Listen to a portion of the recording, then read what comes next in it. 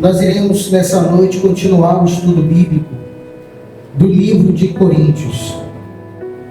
Esse estudo tem nos ajudado individualmente e coletivamente.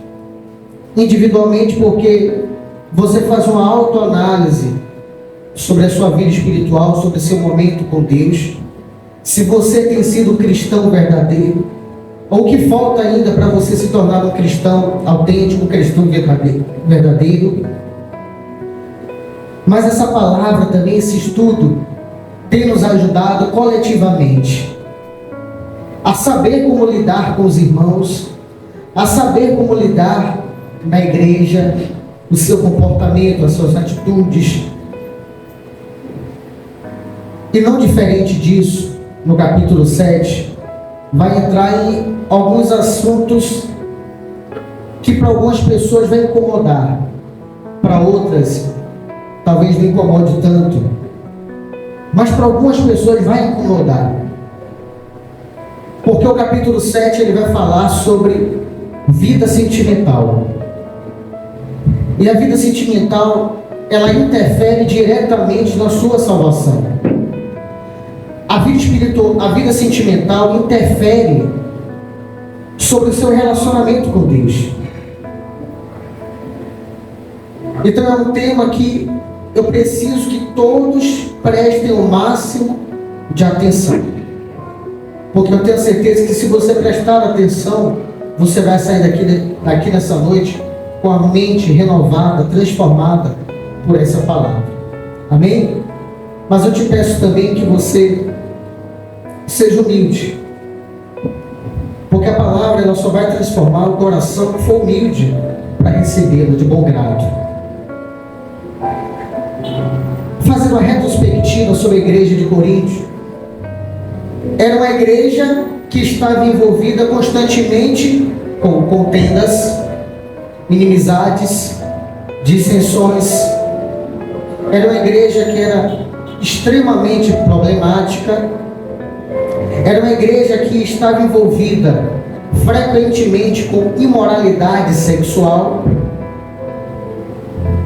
E por isso que nós chegamos no capítulo 7. Para você entender o capítulo 7, é necessário que você entenda todo o contexto do que é ensinado, do que aconteceu na igreja de Corinto. 1 Coríntios capítulo 7, nós iremos ler do versículo 1 ao versículo 7, nessa primeira parte.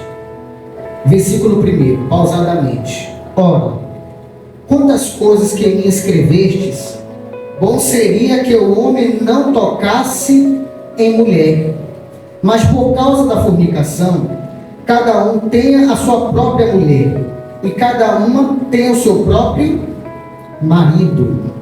O marido pague à mulher a devida benevolência, e da mesma sorte a mulher ao marido. Pause e olha para mim.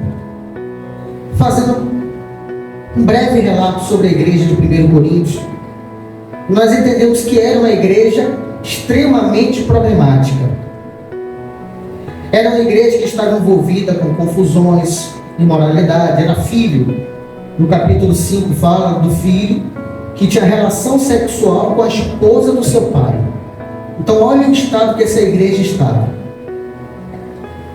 O apóstolo Paulo ele já vai direto dizendo que escreveram uma carta para ele, como no primeiro capítulo você entendeu que o apóstolo Paulo ele começou a exortar a igreja, porque chegou ao conhecimento dele as práticas errôneas que a igreja fazia.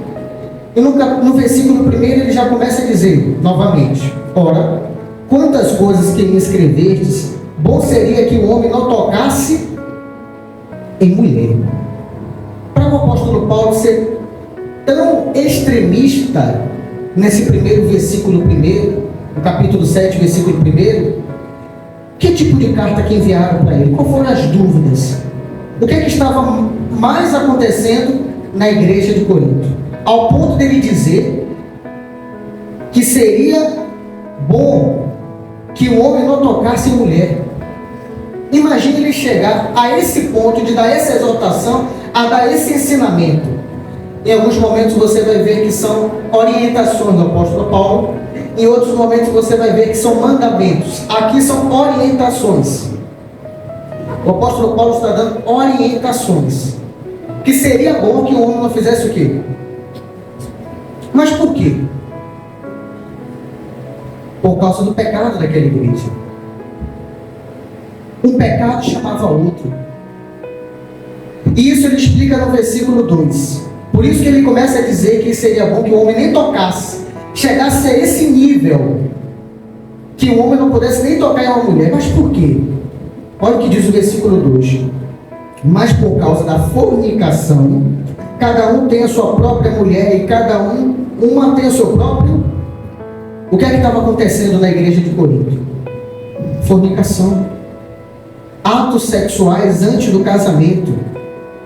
Então era algo tão imoral, era uma prática tão rotineira naquela igreja, que o apóstolo Paulo dá uma orientação, pelo amor de Deus. É como se ele estivesse dizendo assim: por favor, você se preocupa mais com a sua vida sentimental, com a sua vida sexual, do que com a sua salvação. Então por isso que ele diz que seria bom que vocês nem tocassem, ou seja, o primeiro foco, o seu primeiro desejo, as suas vontades iniciais precisam ser para Cristo e não para as coisas terrenas, porque a igreja de Corinto tinha seu principal desejo a imoralidade sexual. Estava acontecendo fornicação. Antes de ter o casamento, a igreja estava fazendo, muitos da igreja estavam se relacionando sexualmente. Então isso é uma prática que Deus condena, ao ponto do apóstolo Paulo orientar que nem tocasse. Vamos parar por aqui, porque essas práticas têm desagradado a Deus. Olha o que nível de exortação que o apóstolo Paulo traz para a igreja de Corinto. Mas por que ele fala isso? Porque ele sabe que uma das lutas mais difíceis que o ser humano passa é na área sentimental. E principalmente na prática sexual. Os desejos da carne. Como a gente já tinha lido anteriormente nos cultos. A concupiscência da carne, a concupiscência dos olhos, Deus condenando tudo isso. O apóstolo Paulo, cheio da presença de Deus, orientando a igreja, conduzindo, dizendo: não faça isso. Não vá por essa prática, porque a destruição. A gente pode citar 3 pessoas que se destruíram por causa da vida sentimental. Tem vários, mas 3 olhando para a Bíblia. Primeiro, Adão. Depois, Davi. E depois, quem mais? Sansão. 3 homens que destruíram seu relacionamento com Deus por causa de vida sentimental. Então eu devo me preocupar com a vida sentimental? O apóstolo Paulo, ele está dizendo aqui, em outras palavras, que eu não devo me preocupar. Não. Ele está dizendo que você deve se preocupar, que você deve tomar o máximo de cuidado, porque se sua vida sentimental, se você fizer péssimas escolhas para a sua vida sentimental, você vai destruir a sua vida espiritual. Então ele diz assim no versículo 2: mas por causa da fornicação, cada um tem a sua própria mulher e cada um tem o seu próprio. Ou seja, é interessante que vocês não tivessem quem? Nem marido, nem mulher. Orientação do apóstolo Paulo. Por causa dos pecados. Devido a tantas práticas pecaminosas e colocar Deus em segundo lugar. Porque o que é que acontece hoje? Quando alguém se relaciona com outra pessoa, na maioria dos casos, essa pessoa começa a colocar o seu relacionamento acima de Deus. É mais importante você estar com essa pessoa do que você estar com Deus. E nós precisamos entender que Deus, ele é ciumento. Ele não vai aceitar. Ou ele é o primeiro, ou não existe ele na sua vida. Então, se você coloca a sua vida sentimental em primeiro lugar, o seu foco, e nós iremos ensinar nessa noite sobre as solteiras e sobre as casadas, sobre o seu comportamento na igreja, sobre o que Deus ele fala para você. Então ele diz, se for para viver na fornicação, o que é que você deve fazer então? Já que você não consegue se controlar, para que venha acabar com essa prática pecaminosa, já que você não tem controle sobre a sua vida sexual, o que é que você faz? Pelo menos case e deixe de viver nessa prática pecaminosa. Já que você ouve a palavra e não quer mudar, sai daqui e vai tendo relação sexual com o seu namorado, com a sua namorada, seu noivo, sua noiva. O que é que Deus orienta então? O que é que o apóstolo Paulo orienta? Então case-se. Case-se para que você não viva na prática, porque a relação sexual dentro do casamento é pecado? Não, é permitido. É pecado em que momento? Quando acontece fora do casamento. Olha que no versículo 3 ele vai orientando. O marido, quando ele já fala o quê? Já que você decidiu casar, saiu da fornicação e decidiu casar, o que é que deve fazer? O marido pague à mulher a devida benevolência e da mesma sorte a mulher ao marido. Então, se você casou, o que é que você deve procurar fazer no seu casamento? A sua mulher ou o seu marido feliz, tratar com respeito, tratar com carinho, tratar com amor, dar atenção, não trair. Não trair fisicamente, não trair no olhar e não trair no coração. Então já vai dando orientações de como deve ser a partir do momento em que você casa. Não é para viver em brigas. Já começa a dar outras orientações. Olha aqui no capítulo 4, versículo 4 que ele diz. Versículo 4, versículo 5. A mulher não tem poder sobre o seu próprio corpo, mas tem no do marido. E também da mesma maneira, o marido não tem poder sobre o seu próprio corpo, mas tem com a mulher. O que está querendo dizer? A partir do momento quando você casa, a partir do momento que você está solteiro, o seu corpo lhe pertence.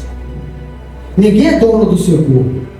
Então por isso que você não se entrega para ninguém. Porque a Bíblia diz que nosso corpo é templo do Espírito Santo. Então você não se entrega para ninguém. Você começa a se guardar. Porque o corpo é seu, não é de ninguém.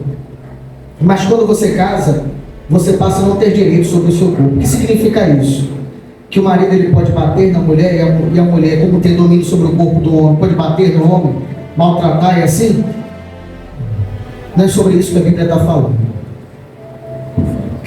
Fala que você está ali agora, o seu corpo, quem tem o domínio é o seu marido. O corpo deixou de ser seu, agora é dele.